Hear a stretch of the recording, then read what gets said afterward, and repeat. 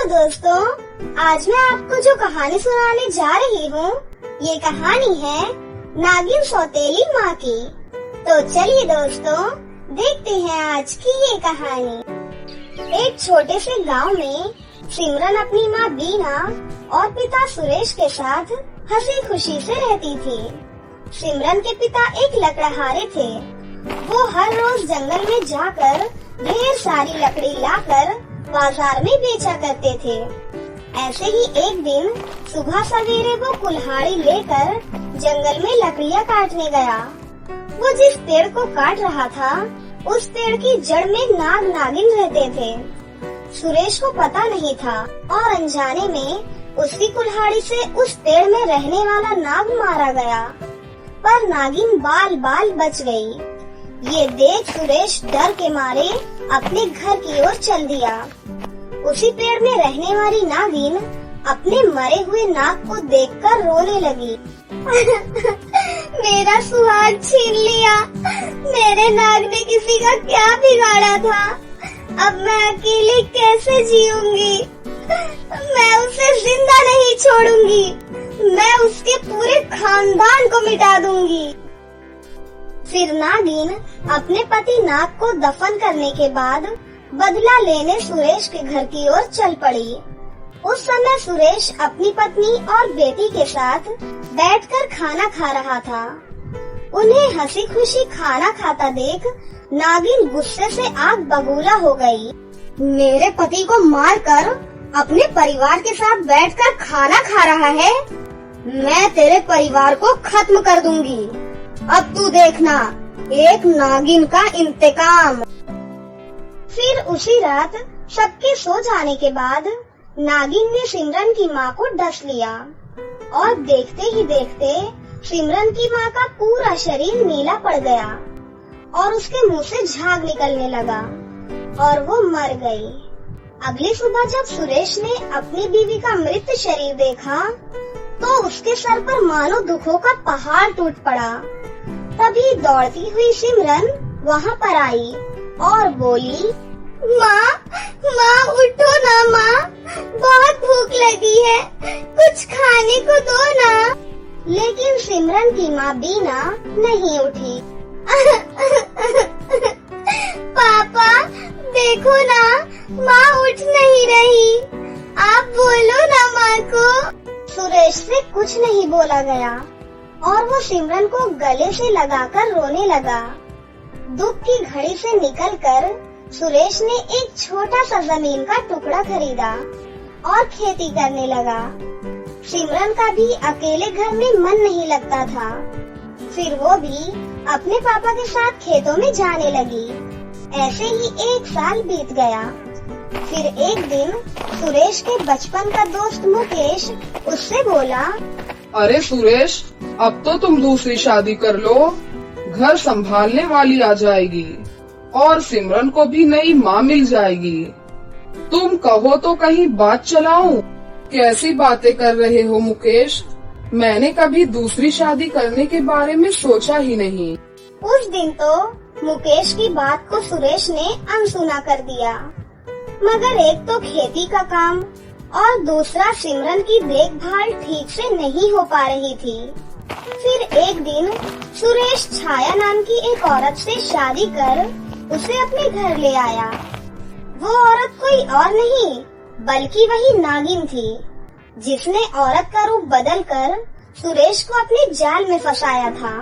सिमरन बेटा, सिमरन देखो तो मैं अपने साथ किसे लेकर आया हूँ। सिमरन उछलते कूदते वहाँ आई और छाया को देखकर बोली, ये कौन है पापा? ये तुम्हारी नई माँ है बेटी। आज से ये हमारे साथ ही रहेंगी। अपने पिता की बात सुनकर सिमरन खुशी से माँ कहकर उस बहरूपिया नागिन से लिपट गई। लेकिन छाया मन ही मन इंतकाम की आग में जल रही थी। तुझे तो मैं तिल तिल कर मारूंगी, बड़ी आई माँ कहने वाली। उस दिन से उस नागिन का असली खेल शुरू हुआ। सुबह सुबह तो सुरेश अपने खेतों में काम करने के लिए चला जाता था। उसके जाते ही नागिन सिमरन पर तरह तरह के अत्याचार करने लगी। बात बात पर उसे बहुत मारा करती और खाना भी नहीं देती थी। वो सिमरन से बहुत काम करवाती थी। एक दिन जब सुरेश खेतों में काम कर रहा था कि तभी उसका दोस्त मुकेश वहाँ आया और बोला, अरे सुरेश, सारा दिन बस खेतों में काम करते रहते हो। घर में क्या हो रहा है, कभी जानने की कोशिश की है? अरे क्या हुआ मुकेश, तुम कहना क्या चाहते हो? तुम्हारी पत्नी उस मासूम सी बच्ची पर कितना अत्याचार करती है। हर रोज घर का सारा काम करवाती है और ऊपर से मारती पीटती भी है। बच्ची का रोना सुन आस पड़ोस के रहने वालों का दिल पसीज जाता है। और तुम हो कि तुम्हें कुछ पता ही नहीं है। ये सब सुन सुरेश सर्द रह गया और अगले दिन सच्चाई का पता लगाने के लिए वो खेतों में काम करने के बहाने घर से तो निकला, लेकिन जल्दी ही वापस आ गया। उस समय छाया सिमरन को डंडे से पीट रही थी। तुझसे 2-4 बर्तन नहीं धोए जाते? हाथों में मेहंदी लगा रखी है क्या? कामचोर कहीं की। ये देख सुरेश की आंखें गुस्से से लाल हो गईं और वो छाया के हाथों से डंडा छीनकर उसे पीटने लगा। नीच औरत, जिस बच्ची को मैंने आज तक फूलों की तरह रखा, तूने उसे डंडे से मारा। जिस बच्ची के लिए मैंने तुझसे शादी की, तू उसी बच्ची पर जुल्म ढा रही है। ये कहते हुए सुरेश छाया को डंडे से मारने लगा। मार खाते हुए छाया का गुस्सा बढ़ता ही जा रहा था। इससे पहले कि वो नागिन का रूप लेकर सुरेश को डस लेती, इसी बीच सिमरन बीच में आ गई। पापा, नई माँ को मत मारो, इन्हें घर से मत निकालो। ये देख दुष्ट औरत, जिस पर तू इतने दिनों से जुल्म पर जुल्म ढा रही थी, वही तुझे बचा रही है। छाया का गुस्सा अब शांत हो चुका था और मन पश्चाताप से भर गया था। हे भगवान, ये मुझसे क्या पाप हो गया? पहले मैंने इसकी माँ को छीन लिया और अब इस मासूम बच्ची पर अत्याचार करने लगी। फिर छाया रोते हुए सिमरन से बोली, मुझे माफ कर दो मेरी बच्ची, मेरे पाप का कोई प्रायश्चित नहीं है। बस मुझे एक मौका दो, मैं अपनी बच्ची को बहुत प्यार देना चाहती हूँ। मैं अपनी बच्ची की झोली ढेर सारी खुशियों से भर दूंगी। छाया की बातें सुनकर सुरेश की आंखों में आंसू आ गए और उस दिन के बाद छाया ने अपना नागिन रूप हमेशा के लिए त्याग दिया और सिमरन को अपनी संतान की तरह पालने लगी। प्रथा नागलोक के राजा की बेटी थी, इसलिए नागलोक में सबसे ऊंचा दर्जा दूसरे नंबर पर प्रथा नागिन को दिया जाता था। एक राजकुमारी होने के साथ साथ वो बहुत बहादुर और खूबसूरत भी थी। नागलोक के सभी नाग प्रथा से शादी करना चाहते थे। एक दिन वो अपनी सहेली विष नागिन के साथ बगीचे में टहल रही थी।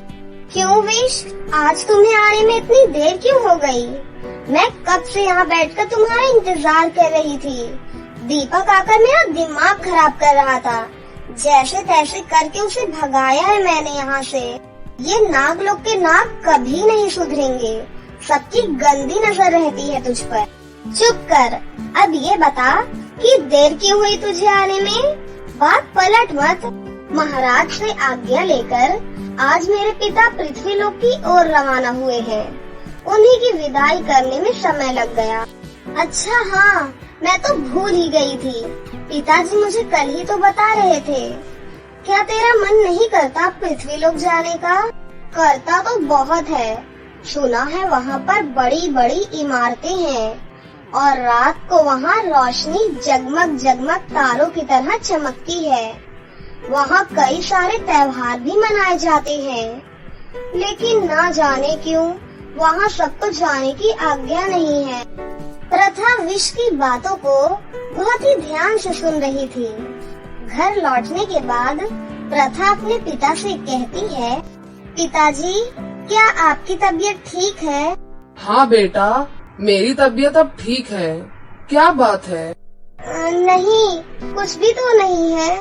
बता भी दो बेटी, हम तुम्हारी आंखों में देखकर बता सकते हैं कि तुम्हारे मन में कोई सवाल चल रहा है। सही कहा आपने। आप पृथ्वी लोक की सैर पर क्यों नहीं जाते? सुना है वो बहुत ही खूबसूरत जगह है। हाँ बेटी, लेकिन वो उतनी ही खतरनाक है। वहाँ नाग नागिन सुरक्षित नहीं है। लेकिन विश्व के पिता तो आज पृथ्वी लोक पर गए हैं। वो किसी खास मकसद से गए हैं, लेकिन अब मुझे उनकी चिंता हो रही है। वहाँ हमें भेष बदल कर रहना पड़ेगा। तो क्या आप पृथ्वी लोक पर जा रहे हो? हाँ बेटी, विश्व के पिता को जिस कार्य के लिए वहाँ भेजा था, अब लगता है वो कार्य अकेले नहीं कर पाएंगे। मुझे भी जाना होगा। इतना कहते ही महाराज जोर जोर से खांसने लगते हैं। प्रथा उन्हें बेड पर बैठाकर कहती है, आपकी तबीयत बिल्कुल ठीक नहीं है पिताजी। क्या आप अपनी बेटी को इतना कमजोर समझते हो कि मैं इंसानों का सामना नहीं कर पाऊंगी? आप मुझे जाने की इजाजत दीजिए। पिताजी, आपकी तबीयत अभी ठीक नहीं है। कुछ देर सोचने के बाद महाराज कहते हैं, हाँ बेटी, मुझे तुम पर पूरा भरोसा है। कल सुबह होते ही तुम पृथ्वी लोक के लिए निकल पड़ना। पर पिताजी, आपने मुझे वो कार्य नहीं बताया जिस कार्य के लिए विश्व के पिता वहाँ हैं। कुछ दिनों के बाद महाशिवरात्रि आने वाली है। पृथ्वी पर एक बहुत बड़ा शिव मंदिर है, जो कि कई सदियों पहले स्वयं शिव जी के एक भक्त द्वारा नियमित किया गया था। महाशिवरात्रि की आधी रात को वहाँ नागमणि उत्पन्न होने वाली है। वो हमारी धरोहर है। उसकी रक्षा करना हमारा फर्ज है। उसे सुरक्षित उसके स्थान पर लाना है। पिता की बातों को सुनकर दिल में हौसला लिए प्रथा अगली सुबह पृथ्वी लोक के लिए निकल पड़ती है। वो इंसानी रूप में ही पृथ्वी के एक जंगल में कदम रखती है। वो जब जंगल से बाहर निकल रही थी, तभी पीछे से उसे एक मनमोहक सी आवाज सुनाई देती है। तुम अकेले इस जंगल में क्या कर रही हो सुंदर कन्या?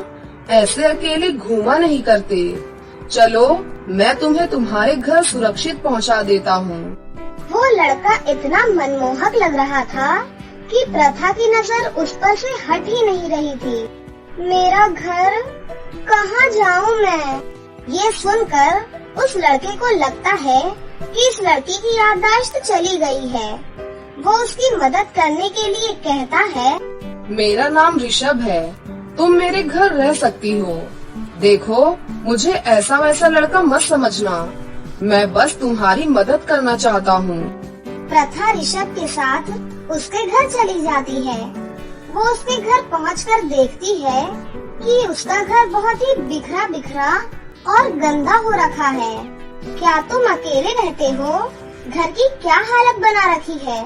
हटो यहाँ से, मुझे सफाई करने दो। मुझे गंदगी बिल्कुल पसंद नहीं है। मेरी माँ गांव में रहती है। यहाँ मैं अकेला ही रहता हूँ, इसलिए सफाई करने की जरूरत महसूस नहीं होती। प्रथा घर साफ करने लगती है और मिनटों में पूरा घर चकाचक कर देती है और रात को खाना भी बना देती है। खाना खाने के बाद, खाना तो तुमने बहुत स्वादिष्ट बनाया है। क्या तुमने अपनी माँ से खाना बनाना सीखा है? हाँ।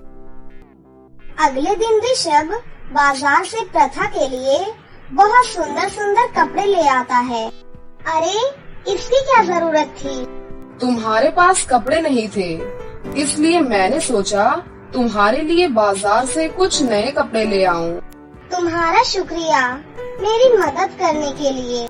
अरे, इसकी क्या जरूरत है? तुम मुझे इतना स्वादिष्ट खाना भी तो बनाकर खिलाती हो। सोने से पहले प्रथा के मन में बहुत सारे सवाल चल रहे थे। मुझे काका को भी ढूंढना होगा। शिवरात्रि तो 2 दिन बाद ही है। हो सकता है वो मुझे मंदिर में ही मिले। प्रथा और ऋषभ की नजदीकियाँ बढ़ रही थीं। दोनों एक दूसरे को बहुत पसंद करने लगे थे। फिर शिवरात्रि का दिन भी आ जाता है। प्रथा तैयार होकर शिव मंदिर की ओर निकलती है। उस दिन ऋषभ भी घर पर नहीं था। मंदिर में प्रथा विष के पिता को देखकर कहती है, काका आखिरकार आप मुझे मिल ही गए। बचकर रहना बेटी, मैंने इतने दिनों से तुमसे मिलने की कोशिश इसलिए नहीं की ताकि लोगों को शक न हो। किसी पर भरोसा मत करना। आज रात नागमणि लेकर हमें नागलोक लौटना होगा। कुछ सपेरे हैं यहाँ जो नाग नागिन को बंदी बनाकर उनकी बलि चढ़ा देते हैं। बच कर रहना। पूजा समाप्त हो जाती है और सभी भक्त अपने घर चले जाते हैं। मंदिर भी बंद हो जाता है। मंदिर बंद होने के बाद प्रथा अपने काका के साथ नागिन रूप में मंदिर के अंदर प्रवेश करती है। थोड़ी ही देर बाद नागमणि मंदिर में प्रकट हो जाती है। प्रथा और उसके काका नागमणि के पास पहुँचते कि उससे पहले ही उन्हें बीन की आवाज आने लगती है। वो दोनों कान पर हाथ रख कर छुप जाते हैं, लेकिन खुद पर काबू नहीं कर पाते। वो देखते हैं कि वहाँ पर कुछ सपेरे आ रहे हैं। तभी प्रथा नागिन बेहोश हो जाती है। जब उसे होश आता है तो वो खुद को मंदिर के बाहर पाती है और उसके सामने ऋषभ खड़ा था, सपेरे के भेष में। इतना बड़ा धोखा! तुम एक सपेरे हो। तुमने मुझसे दोस्ती भी मुझे मारने के लिए की थी, सही कहा ना? बिल्कुल नहीं, मैं तुम्हें बचाना चाहता हूँ। मेरे साथ ही तुम लोगों को मार कर नागमणि लेने आए हैं, लेकिन मैं तुम्हारा साथ देना चाहता हूँ। पता नहीं क्यों, पर हाँ, चलो नागमणि की रक्षा करें। और हाँ, तुम्हारे काका की भी। वो अकेले ही वहाँ सबको रोक रहे हैं। दोनों जरा भी समय खराब ना करते हुए मंदिर के अंदर पहुँचते हैं। वो दोनों अपनी शक्तियों को एक साथ मिलाकर सारे सपेरों को एक ही झटके में चित कर देते हैं। प्रथा के काका बहुत ही जख्मी हालत में जमीन पर पड़े हुए थे। काका, अब सब ठीक हो गया, अब हम अपने लोक वापस जा सकते हैं। प्रथा नागमणि उठाकर अपने काका के सर पर लगाती है और उसके काका के सारे जख्म भर जाते हैं। प्रथा ऋषभ के बारे में अपने काका को सब कुछ बता देती है। फिर वो तीनों नागलोक के लिए रवाना हो जाते हैं। आपके बताए हुए काम को मैंने अच्छे से निभाया ना पिताजी? हाँ बेटी, मुझे तुम पर गर्व है। माँ, पिताजी, ये ऋषभ है। मैं सब जानता हूँ बेटी। जब मुझे तुम दोनों की चिंता होने लगी तो मैं भी पृथ्वी लोक पर आ पहुँचा। वहाँ मैंने सब देखा कि कैसे ऋषभ ने तुम्हारी मदद की। अपने साथियों के खिलाफ जाना बहुत ही जिगर की बात है। और अब जब मुझे पता चल गया है कि तुम दोनों एक दूसरे को पसंद करते हो, तो मैं तुम्हारी शादी बहुत ही जल्द कराऊंगा। ये खबर सुनकर वो दोनों बहुत ही ज्यादा खुश हो जाते हैं। ये कहानी कई साल पहले की है। किसी घने जंगल में एक खूबसूरत इच्छाधारी नागिन रहती थी, जिसका नाम था महक। महक नागरानी थी, इसलिए वो हमेशा नागमणि की रक्षा करती थी। महक बहुत ही दयालु और शक्तिशाली नागिन थी। एक दिन की बात है, उसी जंगल में दो लोग आए और चुपके से दो नवजात छोटे बच्चों को जंगल में छोड़कर चले गए। दोनों बच्चे जोर जोर से रो रहे थे। तभी उन बच्चों के रोने की आवाज महक के कानों में पड़ी। इतनी देर से इस घने जंगल में किसके बच्चे रो रहे हैं? मुझे चलकर देखना चाहिए। आवाज की दिशा की ओर चलते चलते महक उसी जगह पर पहुंची। महक ने देखा कि वहाँ दो नवजात बच्चे रो रहे थे, जिसमें से एक लड़का और एक लड़की थी, और उनके पास कोई नहीं था। तभी वहाँ पर एक जहरीला नाग आ गया। वो दोनों बच्चों पर हमला करने ही वाला था कि तभी महक अपने नागिन रूप में आकर अपनी शक्तियों से उस नाग को वहाँ से भगा देती है और फिर दोनों बच्चों को अपनी गोद में उठाकर बोली, अरे इसमें तो एक लड़का और एक लड़की है। आज से मैं इन दोनों बच्चों को पालूंगी। मैं इन दोनों की माँ बनूंगी। ये दोनों कितने प्यारे हैं। महक ने अपनी जादुई शक्तियों से उन दोनों बच्चों के लिए दूध की बोतल का इंतजाम किया और गांव में ही महक नागिन इंसानी रूप में अपने दोनों बच्चों के साथ रहने लगी। नागिन महक ने उन दोनों बच्चों का नाम माहिरा और पीयूष रखा। पीयूष दिखने में थोड़ा सांवला था और माहिरा दिखने में बहुत ही सुंदर थी। फिर भी नागिन महक दोनों बच्चों में कोई भेदभाव नहीं करती थी। वो उन दोनों को बिल्कुल अपने बच्चों की तरह प्यार करती थी। माहिरा और पीयूष को ये नहीं पता था कि उनकी माँ महक एक नागिन है। महक ने भी कभी उन दोनों बच्चों को इस बात का पता नहीं लगने दिया। हर वक्त महक उन दोनों बच्चों का ध्यान रखती थी और जंगल के खतरनाक जानवरों से उनकी रक्षा भी करती थी। देखते ही देखते दोनों बच्चे बड़े हो गए। पूर्णिमा की रात को महक अपने नागिन रूप में वापस आ जाती थी, लेकिन वो नहीं चाहती थी कि उसका नागिन रूप उसके दोनों बच्चे देखें। इसलिए वो पूर्णिमा की रात को अपने घर से दूर जंगल में जाकर नागिन बन जाती थी। एक दिन पूर्णिमा की रात को माहिरा और पीयूष को सुलाकर महक जंगल की तरफ जा रही थी कि तभी माहिरा और पीयूष नींद से जाग जाते हैं। ये माँ हमें सुलाकर कहाँ चली जाती हैं? चलो पीयूष, चलकर देखते हैं। नहीं नहीं, माँ हमें डांटेंगी। अरे माँ को पता नहीं चलेगा, चलो चलकर देखते हैं। माहिरा और पीयूष फटाफट से अपनी माँ का पीछा करते करते जंगल के अंदर पहुँचे। तभी उन दोनों ने देखा कि कुछ दूर जाकर उनकी माँ अपने असली नागिन रूप में आ गई। ये सब देखकर दोनों बच्चे डर गए और चिल्लाने लगे। नागिन महक ने जब पीछे मुड़कर देखा तो उसके दोनों बच्चे वहाँ खड़े थे। ये देख नागिन महक बहुत ही ज्यादा दुखी हो गई और इंसानी रूप में वापस आकर माहिरा और पीयूष के पास गई। दोनों भाई बहन बहुत ही ज्यादा गुस्सा थे। तुमने हमें धोखा दिया है, तुम हमारी माँ नहीं हो, तुम तो एक नागिन हो, तुम हमारी माँ नहीं हो सकती हो। हमें तुम्हारे साथ नहीं रहना, हम और कहीं रह लेंगे, हम जा रहे हैं। तुम हमें भी एक दिन डस लोगी।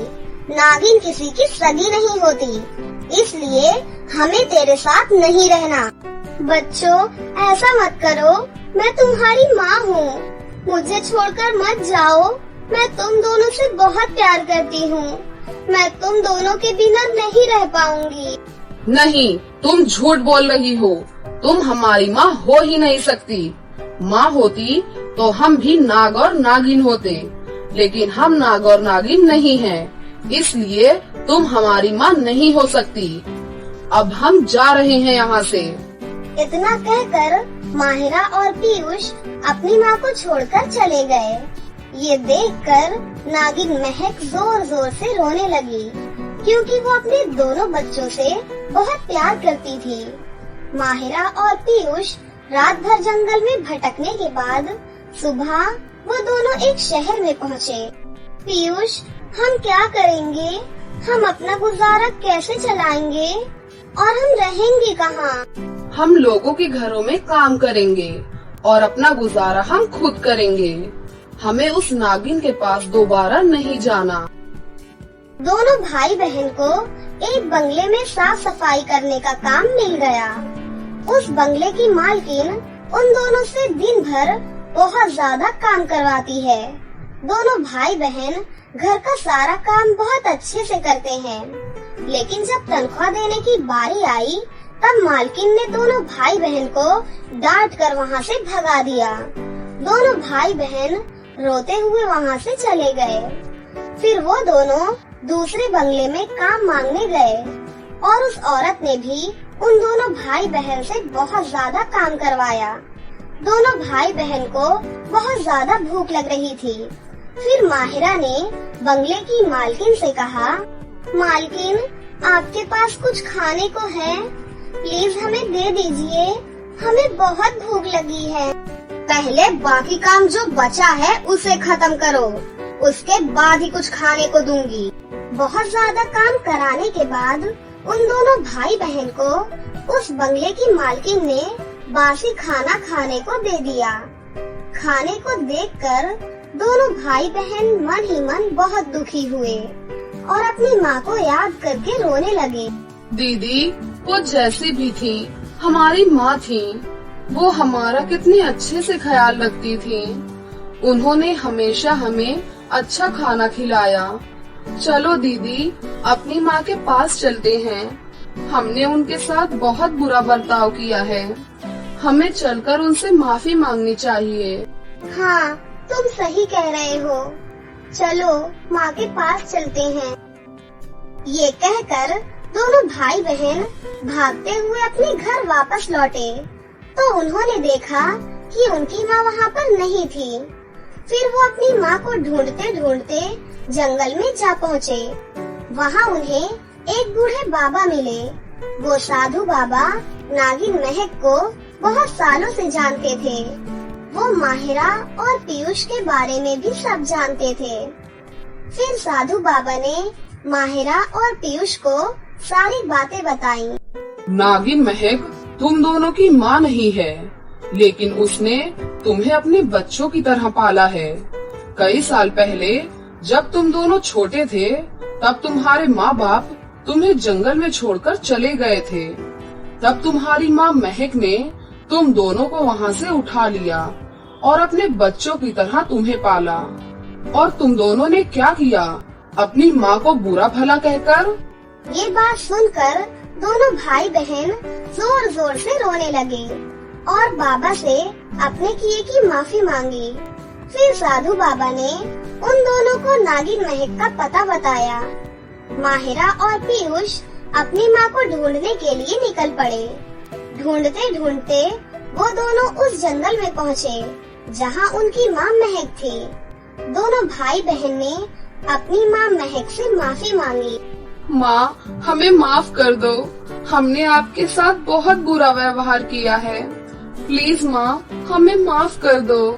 अपने बच्चों को वापस देखकर नागिन महक बहुत खुश हुई। तुम मुझे कभी छोड़कर मत जाना। मैं तुम्हारे बिना नहीं रह सकती हूँ। हाँ माँ, अब हम आपको छोड़कर कहीं नहीं जाएंगे। नागिन महक ने अपने दोनों बच्चों को खुशी से गले से लगा लिया और वो तीनों खुशी खुशी एक साथ रहने लगे। तो दोस्तों, कैसी लगी आपको हमारी ये कहानी? अगर आपको हमारी कहानी अच्छी लगी हो तो इसे जरूर लाइक करें। साथ ही हमारे चैनल को सब्सक्राइब भी कर लें और बेल आइकन को दबाना ना भूलें।